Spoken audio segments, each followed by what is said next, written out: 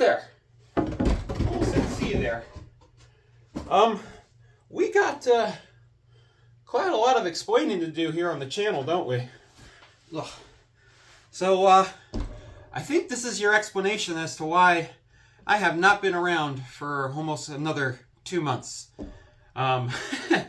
So, like I said, we got some explaining to do. So, obviously, this is the brand new layout, and I cannot be more excited to finally start talking to you guys about this. Let's get into it. Ladies and gentlemen, welcome to the Merrick Valley Central Railroad. How's it going, everybody? Welcome back to the channel. It's Matt here, and I am super excited to be finally producing a new video for you guys. It's been a little while, and I really do apologize for that. This is usually that time of year where summer months are starting to get into full effect, and here on the island, there's just so many fun things to do for summer activities and so forth, and I just haven't been down here or wanting to produce a video as much as I definitely would like to, but we're here today, and as you can see clearly I have been more inside than I have been outside to start this summer season, and we have quite a lot to discuss behind me, and I am super excited to finally discuss and showcase this all to you. I know a lot of you have been asking for the last couple of months where I have been, and this has been pretty much the explanation. This has been a layout that has been in construction since the very end of March, beginning of April, and I didn't genuinely think I would be at this stage to properly showcase this to you guys and show trains actually functioning on here, as you saw in those opening clips, and I could not be more ecstatic. So let's get into a lot of the stats and facts and catch you guys up to speed real quick of what's been going on here. So I can't begin this video at all without acknowledging something that's very, very important above everything else that we're going to talk about today, and that's thanking all of you. So you guys know, and I most certainly know, and want to take the time to thank each and every one of you for helping this channel get to 1,000 subscribers. It absolutely means the world to me that people like you want to enjoy my content and what I bring to the table when it comes to model railroading. And hopefully you guys have been continuously enjoying the videos that I pump out, even if it might be at a little slower process than some other channels. But regardless, thank each and every single one of you, both my old subscribers, my long-term subscribers, and of course my new subscribers. Welcome to the channel, of course, and we're just getting started here. There's some very exciting things I got planned, but getting to this milestone means the absolute world to me, and I couldn't be more thrilled and honored to be in this kind of position where this channel is compared to where I started it so many years ago, and it just means the world to me, and it makes me feel great knowing that you guys are enjoying what I enjoy, and seeing you guys along for the ride is always the best. So thank you, each and every single one of you. I hope we can keep growing as time goes on, and yeah, so let's get back into the video. Now, real fast, I would like to acknowledge my friends over at trains.com. That's trains with a Z. They actually helped me acquire something for this layout that I thought was going to be a little difficult to find, but here it is. This is a switch that I'll go into a little more detail later, but this is a Ross Custom Switches 4-way yard lead switch. This is a really hard to find piece, and these go for a lot of money if I want to get one brand new, but Trains had it secondhand. It needs a little bit of work, and I'll explain that further when we get to the little bit of the yard portion of the video. But thanks, Scott, and thanks, Kevin. You guys do great work for the hobby, and you guys have a terrific business. If you use my promo code and you click on my affiliate link in the description of this video, you'll save $10 or on your next order on $50 or more at checkout. You use promo code MattyCTrains, and you'll get your discount. It helps my channel, and it helps a great business. They have a plethora of awesome inventory and engines, anything you can think of, from Lionel, MTH, Atlas, Weaver, just about any brand, they'll probably have it in stock. And they always are getting collections, and you could probably find some of those really hard to find and unique items for sale. So once again, thanks guys, I appreciate it. Now back to the video. I think it's kind of best that I get you guys caught up to speed here between the last video and this one. Obviously, there's been just a lot of things going on for me personally and socially too. But most importantly, it has been a lot of hard work down here on weekends getting this layout to where it is today, and I am super excited to showcase it to you all. But on a little more of a personal note, you know, as many other people, work is never not busy, and for me, it has been quite of a bit of a grind the last few months, and all good things, nothing bad. There's just been a lot of extra things going on recently, a lot of overtime and so forth. So I just really haven't had the time to come down here and film, hence why I've just been working on this layout during weekends and so forth. But on a very exciting note, I was able to finally purchase my very first car. I kind of have showed it to some of my friends here, and I'll put it up on screen here. I am very, very excited to finally have something that I just truly worked really hard for, and something I think has been long overdue for me. It's my very first purchase by myself, and I couldn't be more excited to be out on the road. So you'll probably see me at York with one or two railroad badges somewhere, so I'm there. But on a different note, traveling wise, I did tell you guys in the last video that I was going to be visiting Chicago to see my friends Audimus and West Chicago Model Railroad, also known as Johnny and Matt Rochford from the Matt and Matt O-Scale Trains podcast. I'll put a link in the description if you guys want to check out some of the episodes, if maybe you're not familiar with the podcast or you've heard about it and just haven't had time to listen to it. I encourage all of you to check it out. It is a wonderful show. The guys have been doing some phenomenal stuff. They've been hard at work getting it to where it is today, and it's always a great time to listen to that when I'm down here working on the railroad. But when I was out there, I got a chance to see them and catch up with them, and most importantly, I finally got a chance to see their layouts in person. Both Matt and Johnny's layouts are very similar to mine as far as the overall size, and we'll get into all the specifications of the new layout in just a minute. But their layouts are awesome for having the space that they have and put out so much amazing detail and realism into their railroads. It's just awesome. I had such a blast out there. I got to see both Johnny's layout twice and Matt Rochford's on a different day while I was out there, and it was just a ton of fun. 2 different nights we were out there. Just running trains, and I got to check out both of their amazing collections. Matt has a terrific Santa Fe collection, and it was just a real blast just to see some of these models that I have been drooling over as a kid, and seeing some of them in person for the first time was awesome. And Johnny's Southern Pacific collection is out of this world. It's definitely one of my favorites that I have the privilege to know and get to see operate and have some fun with. And both were just amazing time. They're great friends of mine. I always look forward to seeing them and getting into some shenanigans, and it's just always a great time. Also, while we were out there, I got to see a couple great friends as well that were also visiting in town to see Matt and Johnny. I got to see my good friend Bill B, or OMNS Railway. Bill, was always a great time to see you and catch up, and maybe get you to spend a couple bit of bucks here and there on some nice trains. And that's something I'm sure he'll showcase to you all in his video at a later time. I also got to see, for the first time, Roman, aka Roman's West Coast Trains, and he was also really awesome to hang out with. I've known him through Discord for a very long time. I've chatted with him for numerous years, and getting a chance to finally hang out and talk trains is always a real treat, and it was really great to finally see him. And Roman, I'm sure I won't be the last time I see you either. But that being said, I also got to see some other friends out there that you guys have probably seen in my videos.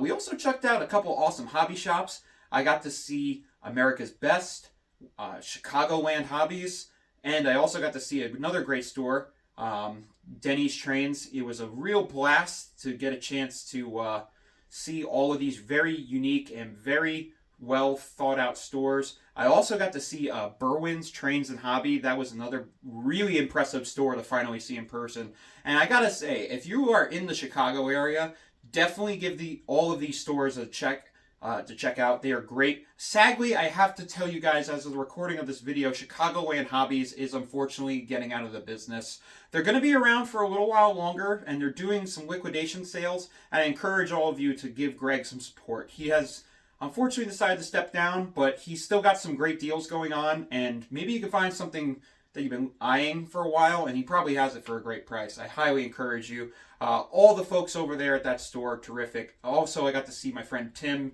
Tim's Trains. He works at the store, and he was first class with me. You know, he helped me out with some stuff I was looking at purchasing, and I'll put that here on screen in just a minute. But definitely a very, very nice blend of stores that I really wish were here in New York, and it was just so much fun to explore and check them all out with my friends. It was just a really nice time. And lastly, we went out to IRM, the Illinois State Railway Museum, and that was a treat. That was a really, really awesome museum. I really had a whole lot of fun out there. There were so many unique engines and operating equipment that were there. I actually got to sit in a trolley and ring the bell.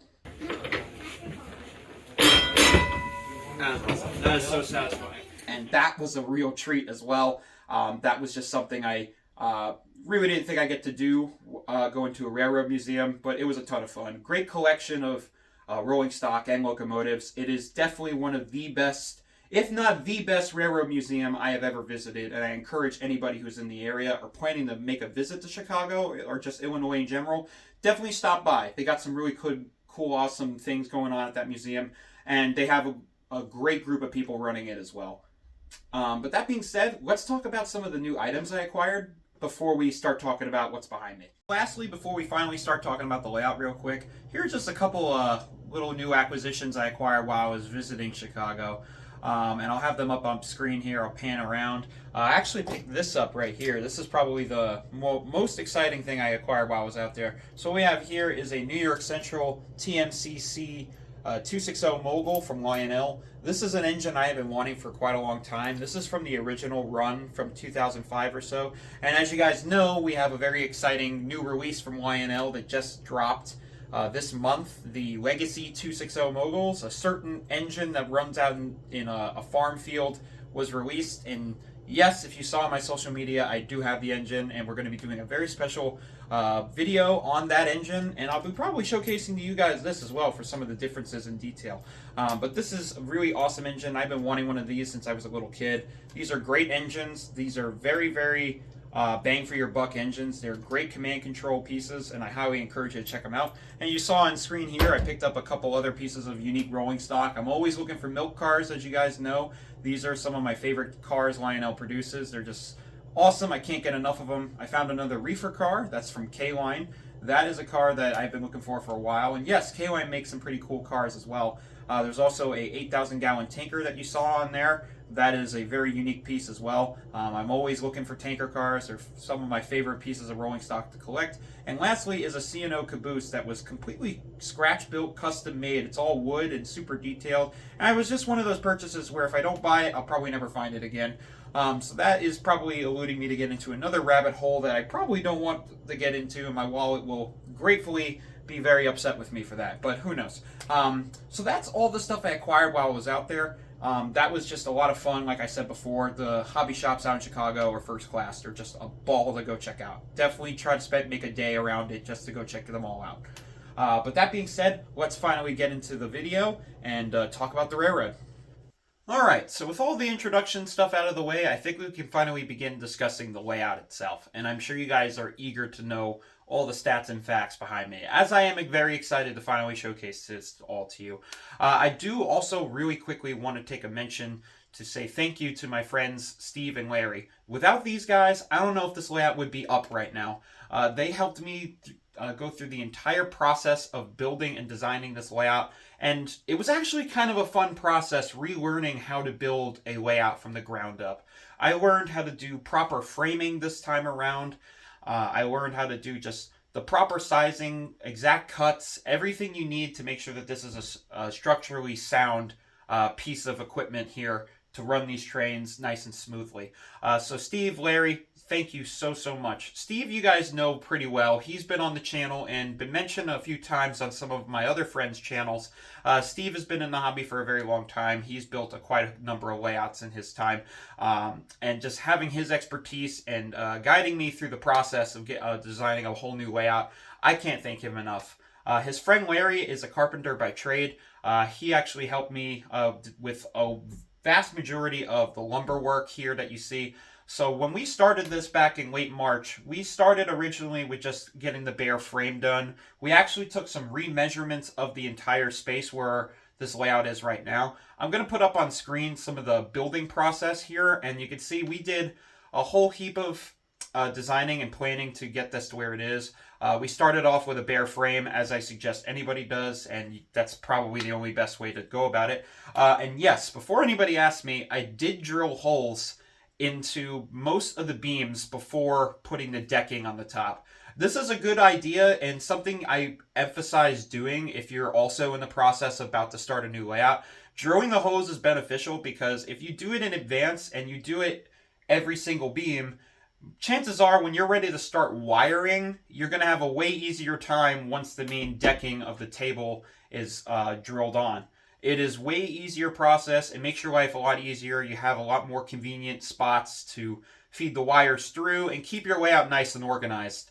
I say that now. I don't know how organized the wiring on this layout's going to be as I add more accessories and buildings and so forth, but I guess time will tell.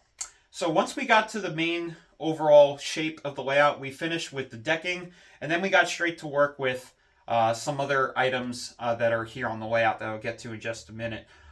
So the main table is a 7x7, almost a 7x8. The layout is just a little shy of that, but it is really, really structurally sound. I cannot begin to thank Steve once again, like I said. So when we started the main construction, the main frame is 2x4s, and then we used for the main table's legs 2x6s. The 2x6s are probably the best, and honestly, some might say a little overkill, but quite honestly, I really like the idea. So we took 4 different pieces of the 2x6s and we joined them together on an angle. So it's technically 1, 2, 3, 4, 5, 6, 7, 8 2x6s on the main table. So that's pretty safe to say that I can fit at least maybe 2 or 3 people on top of the table if necessary, and it would be completely fine. I didn't know that this was a good method. I know a lot of people just go straight up traditional 2x4 or maybe go a little bigger, but I encourage anybody, the 2x6s are great if you want some additional support in certain parts of your layout. I didn't know it was a good idea until we started this, but I'm very happy we did that.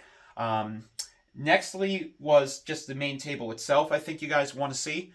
So that we'll get to that in just a minute. The main table itself is about, like I said before, a 7x7, almost a 7x9, just shy of a few inches. And then it branches off into a 4-foot yard extension that we'll get to also. So I think for now, I do want to showcase some other little things around the layout before we talk about the main table itself. So before we actually start talking about the main table, I thought I would go over a little bit of some of the extra things we did around the new layout room. This was a big one that I really wanted to get completed. So this is really, really cool. This is a fully custom shelf that was done by my friend Larry. This is a really beautiful piece, and I'm very happy to have this now added to the overall layout and just a part of the design.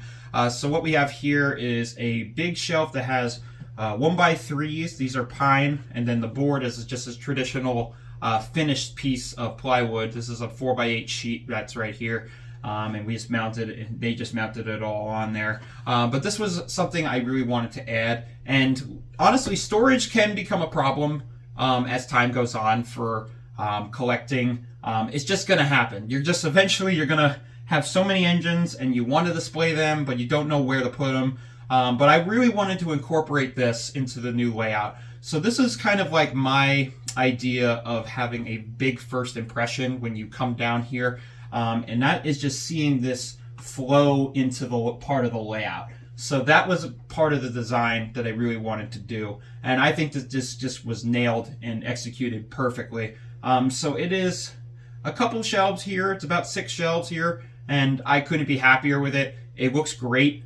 The bare wood finish just looks really sharp. Now it is really cool, and I'll have a close-up of it. These have some of the rails that were sawed into. So when I want to put engines on here, it's kind of acting as if it's the Glenn Snyder shelving without it actually being the steel. And I just think this is really nice. It's definitely not necessary. I know there's people out there that just will build something like this and then just not have the rail pieces at all. But it is kind of a little bit of a nice little thing if you are in the event of wanting to have these perfectly lined up. But I have all the space in the world. And as you can see, with some of the engines that are here and the ones that are on the layout, I have a plethora of space to add just about any sized engine on this. And that was another big thing I wanted. Not saying I plan to get big boys or Challengers anytime soon, but who knows? this is just a really nice piece. Like I said before, I just really like when you first walk down the stairs. This is the very first thing that you're going to see here, and I think that this just looks beautiful. So once again, to Larry, thank you for your craftsmanship. This is just a really beautiful piece of furniture, and it really does feel like that. So there is that. I really wanted to add something more, and it kind of blends because it's not too far off from the older shelf that me and my dad built a couple years ago. But as you can see, I changed that shelf to strictly just be for sets, and this is just going to be for engines that aren't on the layout. Now, real quickly, before we start talking about the main table, I do want to go back onto the subject one more time on shelving. So this is a custom shelf that I just recently completed with my dad. And what you see up top here is a very special set to me. And this was something I think that deserved its own place in the train room, away from all the scale and other pieces of my collection. So this up here is my grandfather's original Santa Fe post-war 2343 F-unit set. This is the original ABA set from the 50s. He had this for several years, and I've only had it for maybe like 4 or 5 years, and I believe this is the very first time I am showcasing it to you guys here on my YouTube channel. And these are beautiful. I had to get them slightly restored and slightly fine-tuned, and I had to get some new parts, but that's going to happen with any old piece of Lionel or just any old model train piece of equipment. And then I put a bunch of his favorite cars behind it. And I think this just looks great. So what we have up here is just another 1x3, some L brackets, and some finishing pieces of strips that you can get, and just molding strips that you can just get and put around the shelf itself. And I thought it would just be a nice little thing to add, just a little more decorative. This you can get at Home Depot. It's very inexpensive to get all the materials to build something like this. I just thought it would be nice to have an extra piece, just as a little homage. My grandfather is still very much alive and well, but this is just something I think that me and my family just wanted to do, and it genuinely looks great. All right, so in order to get a better grasp of the entire layout here, I thought it'd be best if I go behind the camera and just physically walk around this main table here and give you guys a better understanding as to what I'm trying to achieve via scenery and just the overall track plan. So, like I said before, this is the Merrick Valley Central Railroad. Why did I choose that name first and foremost? I know some people might ask in the comments why I had a meaning and reason for that name, because everybody has their own idea for their railroad name. In my case, Merrick is the town I live and grow up in here on Long Island. It's just a little homage to that. You know, it's something I always wanted to incorporate at some form or another. The Central is paying homage to my love for the Jersey Central as well as the New York Central and metropolitan railroads in general. And then Valley is just going to be something that mimics what the scenery of this layout is going to be. So we talked about the backdrops that are going to be here, these backdrop boards, and I'm going to get into that just a little more later. So this is going to be basically, the town is going to be set up in a valley, so to speak, or what you see here is going to be mountains and hillsides that are going to be in the back here. They're going to transition into this nestled little town city environment. So the goal that I'm trying to do as far as the scenery for this layout is capturing the upstate New York and just New York City metropolitan area vibe. So there's going to be big city towers, you know, buildings, and just that urban architecture that the metropolitan area of the United States is known for. So if I go down here on track level, this is one of my favorite shots on the layout so far. You can kind of get a rough idea of the effect I'm trying to capture as far as the buildings on this layout. Now, as you can see, the buildings are a mix. I have a bunch of stuff. I have some Woodland Scenics buildings. I have some buildings from Amari Town, which are kits. Now, let's actually talk about how I'm going to go about the scenery here.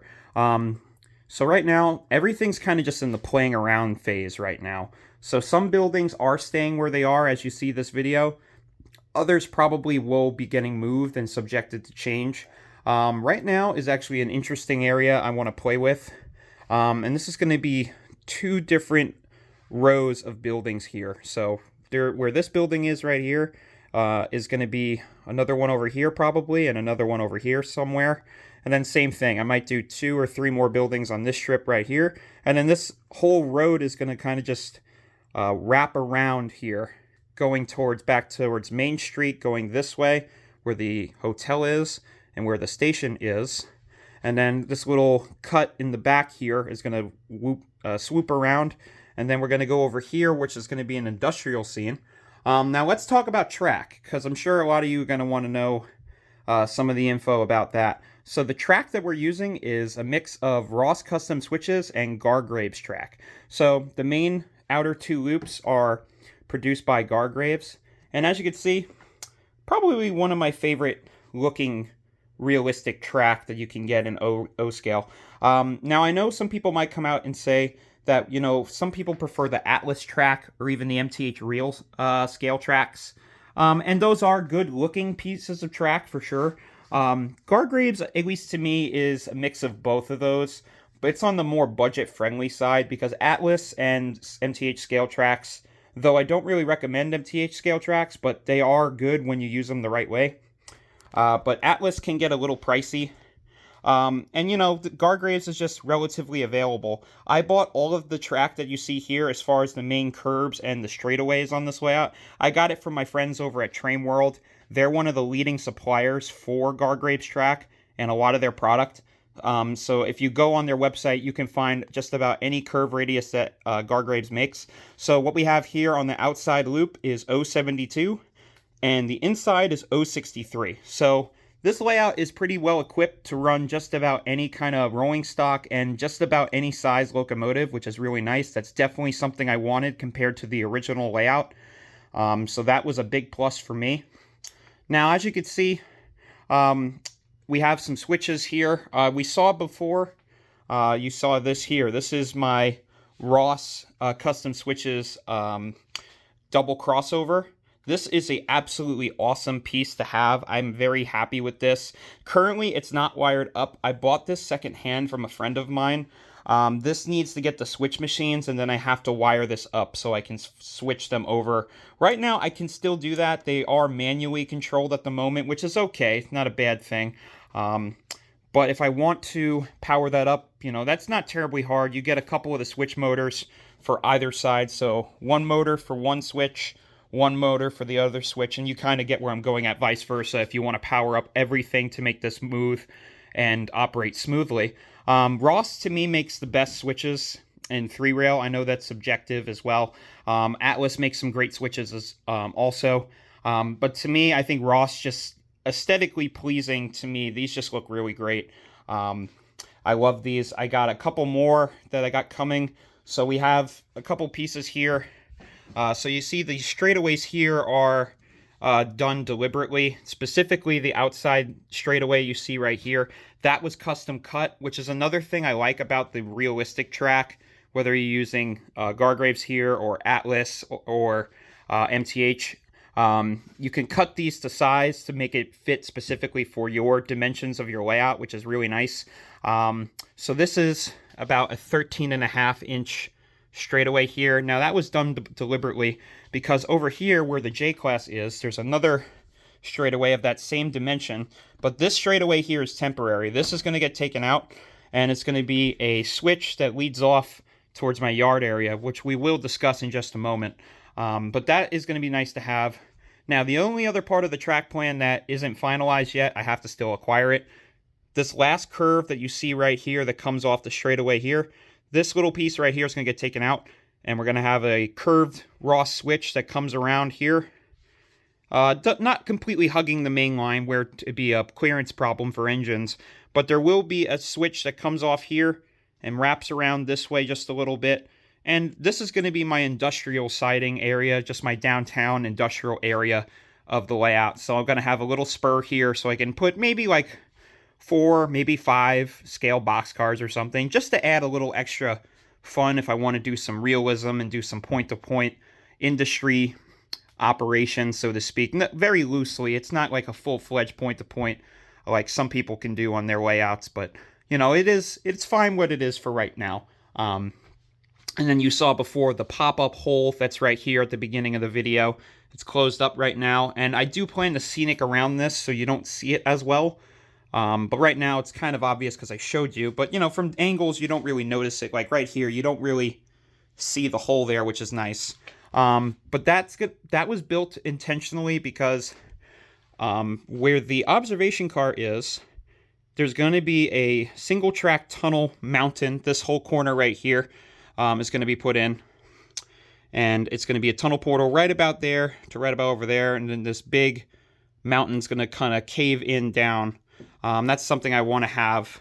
I've always wanted to try and attempt to do something like that. But I have the portal there deliberately because I can get access there if I need to get inside the tunnel if something goes wrong.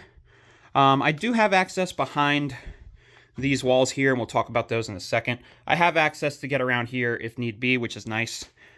So plenty of room for opportunity if I have something going wrong on the layout.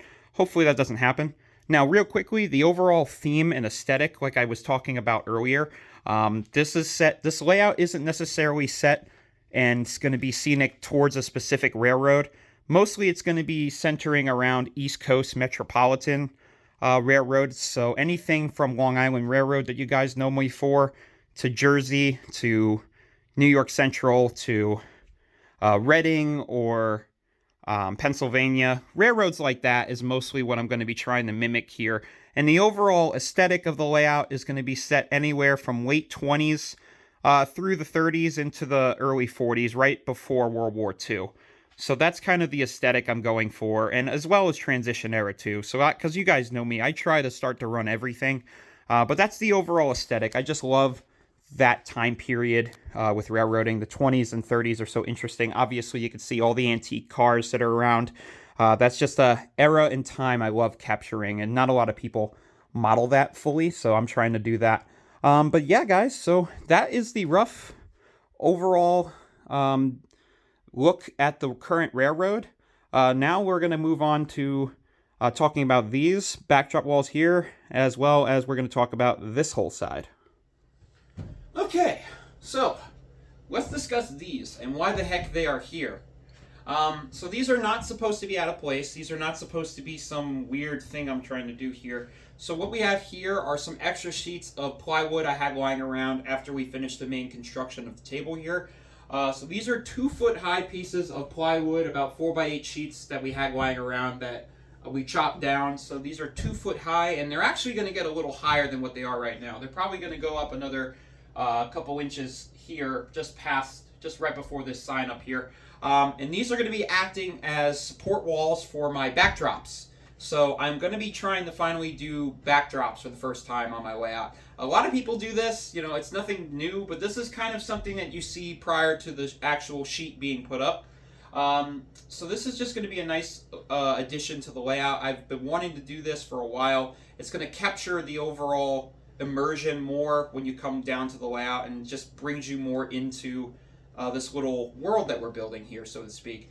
And it's going to be a lot of fun to have this. And it actually is also a beneficial thing because I am building that mountain that I discussed earlier. This is going to add as a support wall so I can add the lattice and all of the plaster and so forth to the back of this where the backdrop won't be seen. And, you know, it will just help me bring this out. So a lot of this is going to come out. There's going to be a partial hillside mountain here, and then it's going to eventually cave down to the track itself. But this is nice. Now I'm going to be ordering the backdrop itself from Backdrop Warehouse or Trainworks. I am not entirely sure just yet who I'm ordering from. I got to shop around. If you guys have any suggestions of what maybe I could put back here, leave a comment down in the comment section and let me know what you guys think. But yeah, that's these. Okay, so let's now shift gears over to this section, going off to what is going to be my yard. So this actually acts as a couple different things. It acts as a staging area, and this is actually another place where this whole long strip here, which is from right where this line is all the way down to that bookshelf there. It's about 4 foot long. And this is where I have a bulk of my storage. I know some people were probably going to wonder and ask where I store some of my rolling stock. as well as boxes. A lot of the boxes are back there, and I'm sure some people will ask me questions too. I do have access to it. I just got to crawl under to get to the door to open that up if I want to take boxes out. But anyhow, this is where I store the bulk of my bins for rolling stock and freight cars or passenger car sets. And it gives me a lot of space here. I can actually add more, and I probably will in due time. But there will be a curtain draping over this soon. But for now, let's talk about the actual track work. So like I mentioned before, underneath the J, there is going to be a yard switch right here that leads off. And there's going to be another switch down by that retaining wall there that's going to branch off here, and it's going to act as this giant diamond area. So this is basically, this section here, the layout's going to act as a makeshift turntable without it actually being a turntable. So with this diamond, I can actually flip engines around any direction I please, forward or reverse, and this is really nice for the event that I just don't feel like taking an engine off the layout. But that's also where, going back to the actual yard section here, so there's the Ross custom switch. This is the 4-way yard lead switch that they make. I got this off of Trains, as I said earlier in the video. And this is great. This looks really cool, and I just like the overall functionality of it. I think it's just going to be a lot of fun to have trains coming in and out here. So this will act as a engine facility for my steam engines and some diesel, but mostly my steam engines. They'll probably be residing on these two tracks right here. And the other two will be here for either passenger or freight, or just staging if other friends are over and they want to put some of their stuff on. So, like I said before, there is a chance that this bookshelf right here might come out, and we might add it another couple of feet here, right here, down just before the fridge here. But we'll see what happens in due time. But as you can see, I do have a lot of space currently. I can fit a lot of stuff. Currently, it's a mess. I do apologize. But I do have access to a fair bit of storage here. You know, nothing too crazy, but I can do almost full passenger sets in here, which is nice. With that extension, I could actually probably do another car here, and I could probably put 5 MTH cars or so forth. 21-inch cars, I could probably fit a couple in here as well. But it is nice to have this. Now, I am debating having another switch right here that leads off, and it's just a small little spurt here for some yard switchers. I haven't decided if I want to do that yet. I probably won't, but we'll see if, in due time. So there is some scenery planned. There will be some water spouts and so forth. There will be some areas for loading up coal and so forth. I'm thinking of actually adding like an ash dumping area, which would be kind of cool. Some cinders and stuff. I might actually design something like that. I think that'd be really cool. And yes, there probably will be a 2-stall engine house right here somewhere. But right now, this is all up in the air. I do hope to have this all finished and completed by the time I make the next layout update. Right now, it's all stationary. Nothing's final yet because I have to do some adjustments. But this will all be wired up within the next couple of weeks here for sure. I cannot wait to do switching with some of my smaller steam engines. I love switching. I think it's a fun element to a railroad. So there you go. This is a pretty exciting part of the layout. So here is, real quick, a full wide shot of the entirety of the layout so far. But real quick, and lastly, before we start talking about running engines, let's talk 2 more little things. Let's talk about underneath the layout and the power supply. So real quick, before we get going with firing up the locomotives up top on the layout, and trust me, I want to do that just as bad as you guys want to see it, but I do want to talk about something that's quite honestly very crucial to a layout, and that's the power supply. So the power supply for this layout is going to be operated by a right-of-way industries transformer. Now, for most people, you probably have never seen or heard of this transformer before. It's quite an old piece. It's made by a company that's definitely around anymore. This is made by a company that was in the late 80s and 90s. Right Away made a lot of brass model trains. And my friend Sid over at Sid's Trains has done numerous videos on some of their engines, and I encourage you to check them out. I'll put a link somewhere up here if you guys want to see some more about the history of this particular company. But their transformer is so, just looking at it, it's so bulky and unique. This straight up looks like something that should be on like a panel inside of a nuclear submarine or battleship or something. It's just really cool to see all the individual gauges and everything that you see to control the layout. And I do like the actual control knobs that are on here versus the throttles. I think it's pretty different and something that you don't see on a lot of transformers. This thing's built like a tank. This is a very heavy piece. This is heavier than a Z4000 or one of the newer YNL transformers that they make. This is just something I really wanted to incorporate, and I wanted to physically display the controller that you see here because of its uniqueness. I just think that this was something that deserved to be also a display piece alongside just functioning, powering the railroad. So that's why you see we built this custom cabinet here. This is just something you can mesh together with some leftover wood. We put some rollers on it and it locks in place, which is nice if I have to get it out of the way when I'm doing maintenance underneath the table.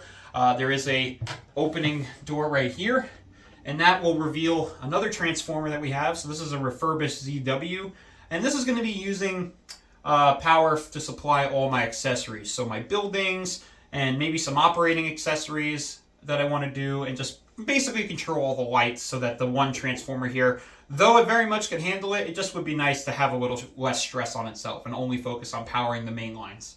And this just also acts as extra storage, so I have my smartphone in there, a spare smartphone to use, apps like the MTH app or the upcoming YNL app that's going to be with the Base 3. And I can store my controllers down here, smoke fluid, and just some small maintenance stuff. But it's really nice to have this. It's on a hinge, the door, and it's on a magnet, which is nice. So it's just a nice little extra thing to incorporate to the overall layout.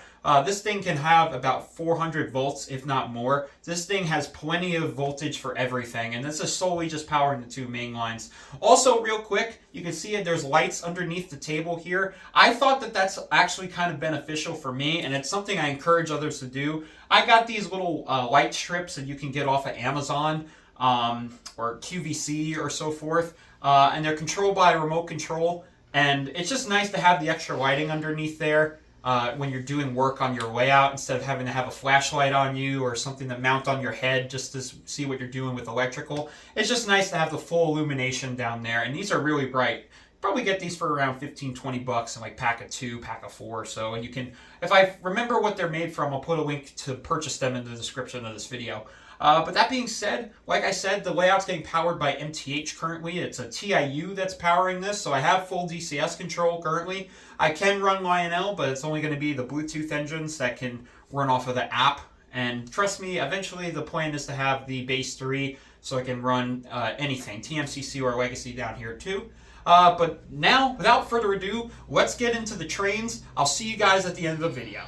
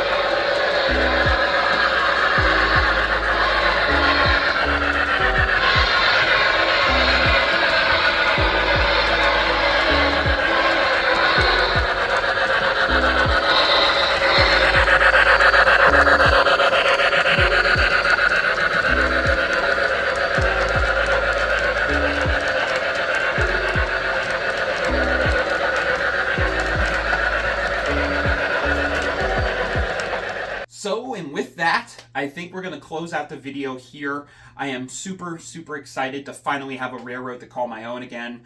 This was quite a journey to get the layout to where it is right now, but I could not be more excited to share this all with each and every one of you. And that also brings me to, once again, thanking each and every one of you for 1,000 subscribers and your continued support. It means the absolute world to me. And it's just been a ton of fun here. I got a lot of fun stuff and a lot of ideas planned for this layout. And I can't wait to take you all on the journey with me as we make this layout to where I'm hoping it can be in the near future. That being said, I'm going to wrap up the video here. Thank you guys so much for watching. Stay tuned, stay safe. I'm Matty C, and I'll see you